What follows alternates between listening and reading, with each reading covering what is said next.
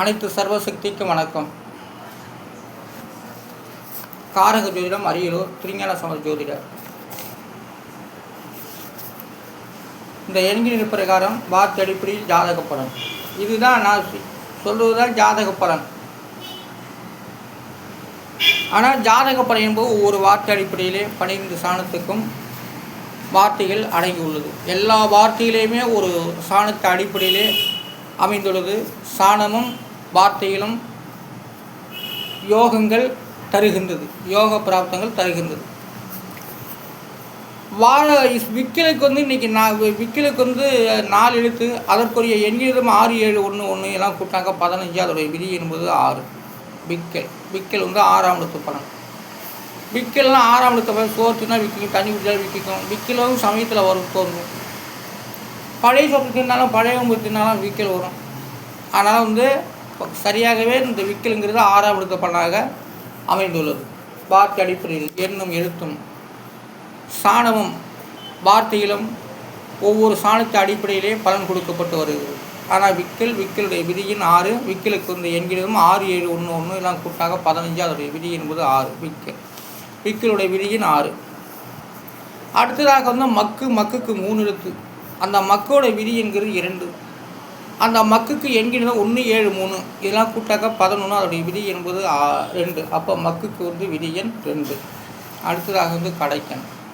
அந்த கடைக்கண்ணுக்கு விதி எண் 3. அதற்குரிய எண்கிறது 1 9 7 1 3 இதெல்லாம் கூட்டாக 21. அதோடைய விதி என்பது 3. அப்போ கடைக்கண்ணோட விதி எண் 3.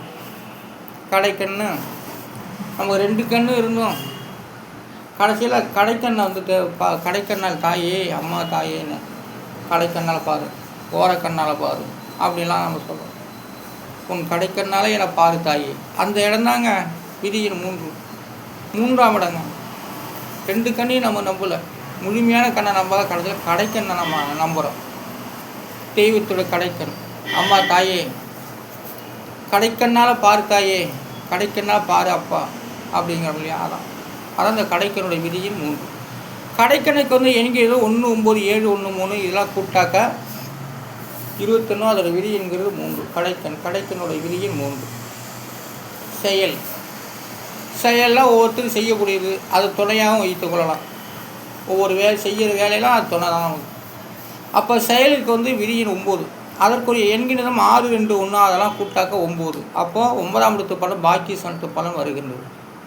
அப்போ செயலுடைய விதியின் 9. அடுத்ததாக வேலைக்கு 2 எழுத்து. அதற்குரிய எண்கிணம் 9 8 கூட்டாக்க 17. அதோடைய விதி என்கிறது 8. வேலையுடைய விதியின் 8. 8ஆம் இடம். வேலை என்ற 2 எழுத்துக்கு 8ஆம் இடம் வருகிறது. நமக்கு வேலைன்னா 10ஆம் இடம் ஜீவனம் கர்மம் அதெல்லாம் அந்த 10ஆம் இடம் வருது. ஆனால் இது வேலை என்ற ஒரு வார்த்தைக்கு 8ஆம் இடம் வருகிறது.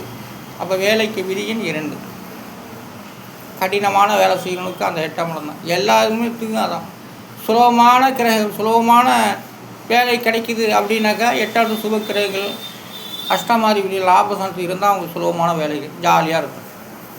8ஆம் இடத்துல பாவக்கிரகங்கள் அஷ்டமாதி அதே வேறு இடத்துல இருந்தால் அவங்க செய்கிற வேலையில் கஷ்டங்கள் எல்லாமே இருக்கும். எல்லாம் சொன்னேன். அதான் 8ஆம் இடத்துடைய விதியன், வேலையுடைய விதியன் 8. அடுத்ததாக காரியத்துக்கு 4 எழுத்து. அதற்குரிய விதி என்கிறது 3. இப்போ காரியத்துக்கு விதி என்கிறதும் 8 4 2 7 எல்லாம் கூட்டாக 21. அதோடைய விதி என்பது 3. அப்போ காரியம் பாருங்கள், வெளியூருக்கு போகிறாங்க, ஒரு காரியமாக போகிறாம்பாங்க. பொண்ணு பார்க்க போகிறோன்னா ஒரு காரியமாக போகிறாம்பாங்க. பவுன் வாங்க போகிறதா இருந்தால் ஒரு காரியமாக போகிறாம்பாங்க. இப்போ ஜவுளி கடைக்கு போகிறாங்க, ஒரு காரியமாக போகிறாங்க. ஒருத்தர் பார்க்க போனால் ஒரு காரியத்துக்கு போகிறாங்கம்பாங்க. எவனுமே உண்மையை சொல்கிறது எல்லாம் காரியம்தான். அதனால் காரியத்துடைய விதியின் 3. அந்த விதியின் 3ஆம் இடம், காரியத்துடைய விதியின் 3ஆம் இடம். அந்த காரியத்துடைய எண்களையும் 8 4 2 7 எல்லாம் கூட்டாகி 21. அதோடைய விதி என்கிறது 3. காரியத்துடைய விதியின் 3. அடுத்ததாக சமாச்சாரத்துக்கு விதியின் 3. அந்த சமாச்சாரத்தினுடைய எண்களிடம் 3 8 9 1 3 7 எல்லாம் கூட்டாகி 21. அதோடைய விதி என்கிறது 3. சமாச்சாரம் ஒருத்தர் வெளியூர் பிரயாணம், வெளியில் வீட்டை விட்டு வெளியே போகிறான், யாராவது கேட்டாக்கா ஒரு சமாச்சாரமாக போகிறான்.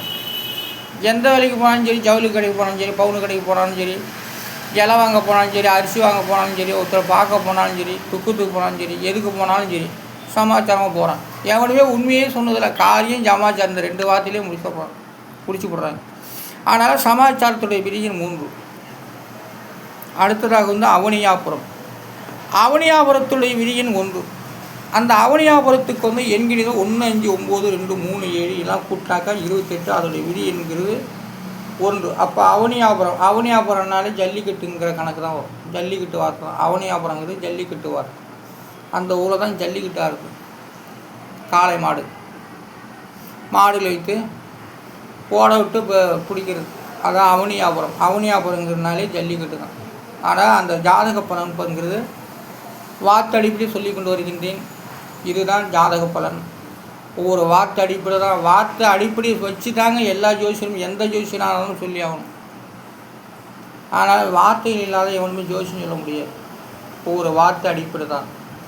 7ஆம் இடம் கலத்திரசனம், 5ஆம் இடம் புத்திரசனம், 3ஆம் இடம் பூமி சனம், 5ஆம் இடம் வித்துசனம், 6ஆம் இடம் கண்டிச்சு வர கடங்கார இடம், 7ஆம் இடம் கலத்திரசனம், 8ஆம் இடம் ஆயுள் சனம். இப்படி தாங்க அந்த வார்த்தையில் தாங்க, அதில் தாங்க நான் இப்போ வார்த்தையில் எழுதி நான் உங்கள்கிட்ட இந்த இதன் மூலமாக நான் சொல்லி கொண்டு வருகின்றேன். ஆனால் ஜாதக பலன் என்பது ஒவ்வொரு வார்த்தை அடிப்படையிலே 12 சாணத்துக்கும் கொடுக்கப்பட்டு உள்ளார்கள். அதைத்தான் இந்த என்கிற மூலமாக சொல்லி கொண்டு வருகின்றேன். காரக ஜோதிடம் அரியலூர் திருஞான ஜோதிடர். நாளை சந்திப்போம். நன்றி, வணக்கம்.